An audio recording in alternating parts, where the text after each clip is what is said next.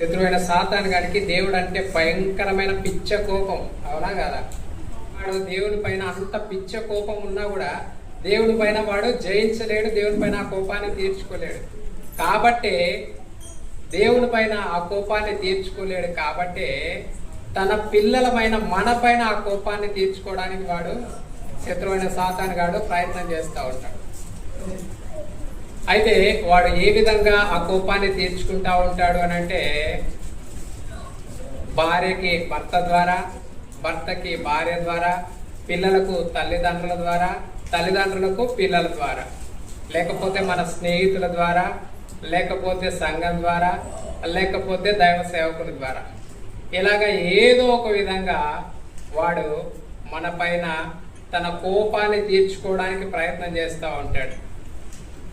లేకపోతే అనారోగ్యం ద్వారా అయినా కావచ్చు, అప్పుల సమస్య, ఆర్థిక సమస్య ద్వారా అయినా కావచ్చు, లేకపోతే కుటుంబ సమస్యల ద్వారా అయినా కావచ్చు. నిన్న రాత్రి వారం నుంచి అన్న నాకు ఆరాధన వర్తమానం చెప్పాలి అని చెప్తా ఉన్నాడు. సరే అన్న అని చెప్పాను, కానీ నిన్న రాత్రి భయంకరమైన అనారోగ్యం, రాలేనన్నా అని చెప్పి రాత్రి ఫోన్ చేసి చెప్పిన అన్నకి.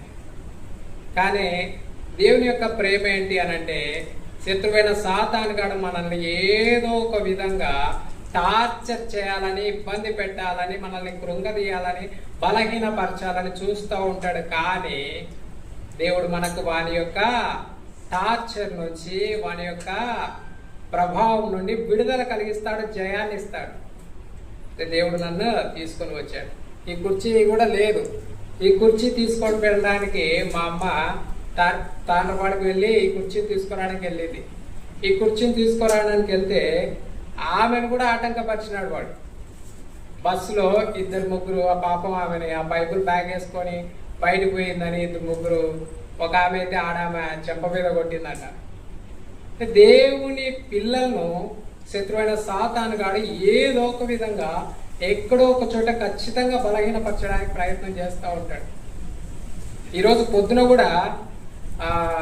పొద్దున నిన్నటి నుంచి ఉష్ణాపం దైవ సేవకుడు జాస్వాబులు ఫోన్ చేస్తూ ఉన్నాడు, ఇంటికి రా అని.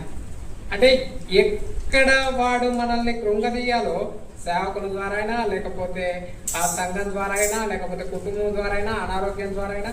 నేను రాత్రి విపరీతమైన కడుపు నొప్పి, కానీ ఆ బలహీనతతో నేను రాలేనని చెప్పేశాను. కానీ దేవుడు బలమిచ్చి ఆ అనారోగ్యం పైన విజయాన్ని ఇచ్చి దేవుడు నన్ను ఇక్కడికి తీసుకొని వచ్చాడు. దేవునికి సాధ్యం కానిది ఏం లేదు. మనము దేవుని పైన ఆధారపడ్డాము అని అంటే, శత్రువైన సాతాను మనల్ని ఎంతగా టార్చర్ చేయాలని చూసినా కూడా ఖచ్చితంగా వారి పైన దేవుడు మనకు విజయాన్ని దయచేస్తాడు.